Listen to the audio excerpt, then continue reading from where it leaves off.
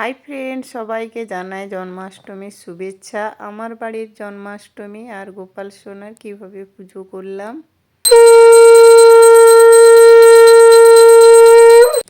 ওম নমো ভগবতে বাসুদেবায় নমো নমঃ।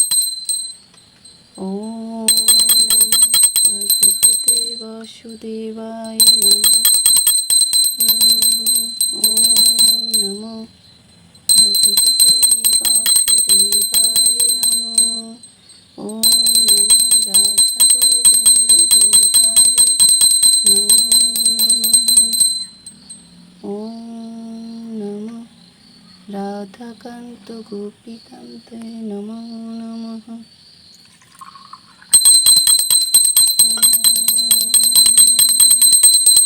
নমো ভগবতে ভগবতে বাসুদেবায় নমঃ।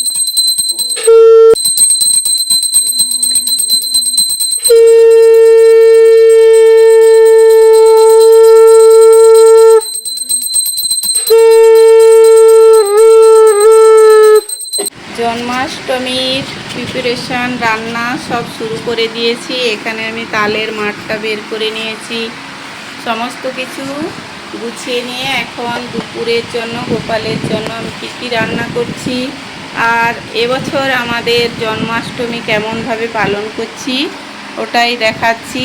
আজ আমার মেয়ে নারকেল কুচ্ছে, নারকেল ফাটিয়ে তারপরে আমি তিলের মিষ্টি নারকেলের মিষ্টিটা বানিয়ে নিব, তারপরে দুপুরে রান্নাটা করব। এখন সব গুছিয়ে তালের বড়া বানাচ্ছি। এখানে সুজি দিয়েছি আর দিচ্ছি ময়দা, সুজি আর নারকেলকে কুচি করে রেখেছি, দিয়ে দিলাম।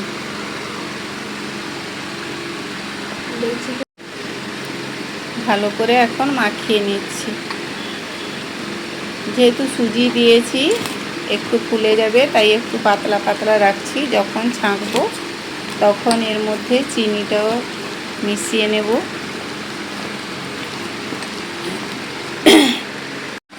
নারকেল, সুজি, ময়দা আর পরিমাণ মতো চিনিটা দিয়ে দিলাম, দিয়ে মাখিয়ে রেখে দেব।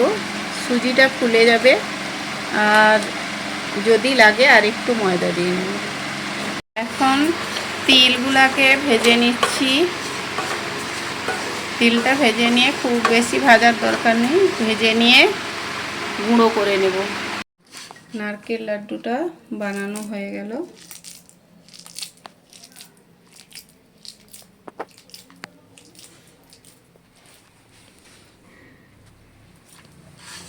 তিলের লাড্ডুর জন্য গুড়টা আমি পাক দিয়ে দিচ্ছি, আর এখানে তিলটা ভেজেও গুঁড়ো করে নিয়েছি।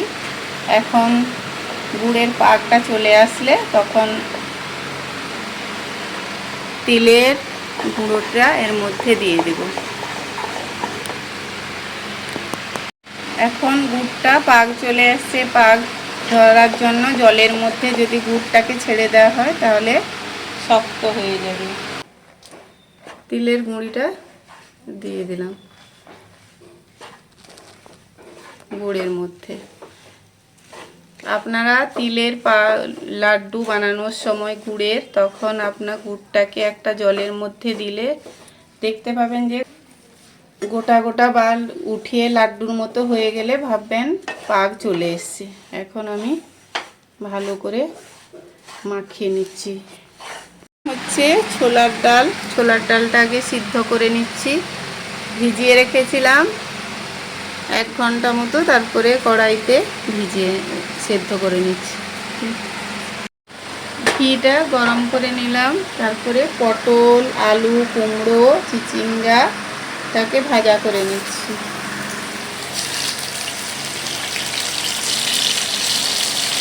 ছোলার ডালটা দেখুন সিদ্ধ করে নিয়েছি, একদম সেদ্ধ হয়ে গেছে সুন্দর।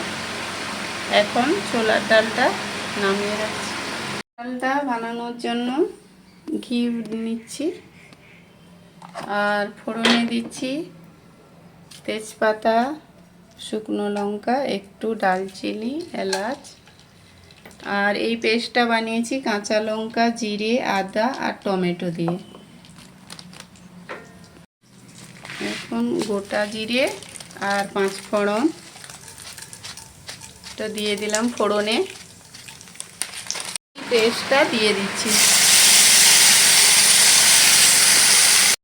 জিরে গুঁড়ি আর ধনে গুঁড়ি দিয়ে দিলাম।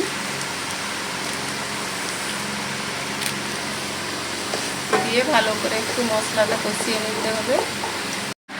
নারকেল কুচিটা দিয়ে দিলাম মশলার মধ্যেই যাতে ভেজে যায়। আর দিচ্ছি হলুদ গুঁড়ি,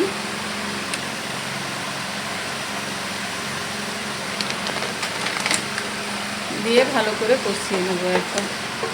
এখন মশলাটা সুন্দর করে কষানো হয়ে গেছে। একটু চিনি দিয়ে এখন ছোলার ডালটা দিয়ে দিচ্ছি।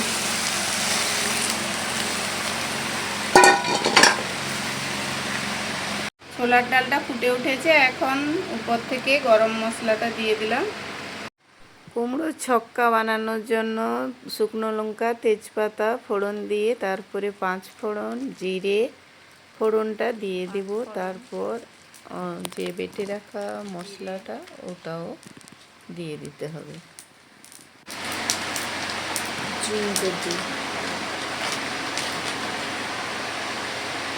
হলুদ গুঁড়ি, মশলাটা দিয়ে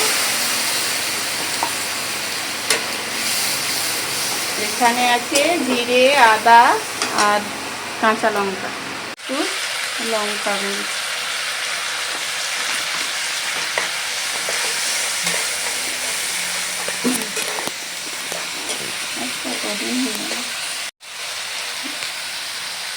জিরে গুঁড়ি আর দিচ্ছি ধনে গুঁড়া।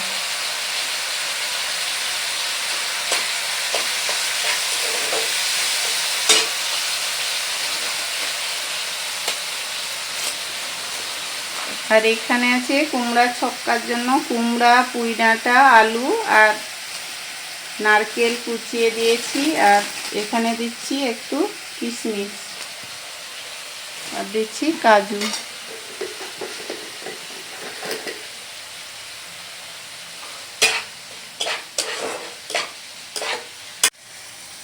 দিয়ে দিচ্ছি।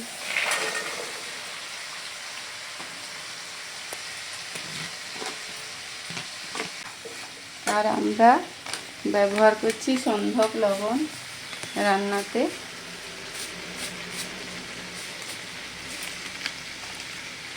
এখন লো আঁচে সব কিছু ধীরে ধীরে হতে থাকবে। পায়েস হচ্ছে আর ওদিকে ক্ষীর বানানো হচ্ছে। আজকে ক্ষীর বানাচ্ছে আমার মেয়ে, আর অন্যদিকে পায়েসটা হচ্ছে। এবারে বড় বড় সাবু আর ড্রাই ফ্রুটগুলো সব ভেজে নিয়েছি। অন্যদিকে ক্ষীরটাও তৈরি হয়ে যাচ্ছে। আজ এবারে গোপালের জন্য, তার ভাইয়ের জন্য সে ক্ষীরটা বানাচ্ছে আর আমি বানাচ্ছি পায়েস। আমাদের রাত্রের পুজোর জন্য সমস্ত প্রিপারেশান হয়ে গেছে। এখন এগুলা হয়ে গেলে আমাদের সমস্ত কিছু রেডি হয়ে যাবে। এখন ড্রাই ফ্রুটগুলা দিয়ে দিচ্ছি, ভাজা সমস্ত কিছু দিয়ে দিলাম।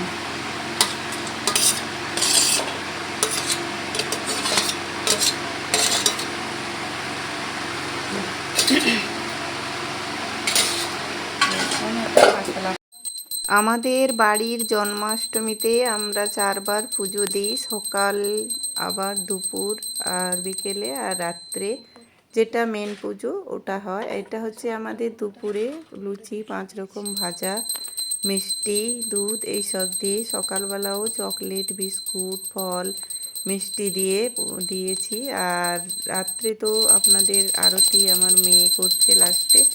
প্রথমেই আমার বাড়ির পুজো আপনাদের দেখালাম। কেমন লাগলো এবছরের পুজো অবশ্যই কমেন্ট করে জানাবেন। ভালো লাগলে প্লিজ চ্যানেলটাকে লাইক সাবস্ক্রাইব করবেন। প্রত্যেক বছর বাড়িতে বড় করে না হোক, যেমন পারি আমরা জন্মাষ্টমী পালন করি আর আপনাদের সঙ্গেও শেয়ার করি।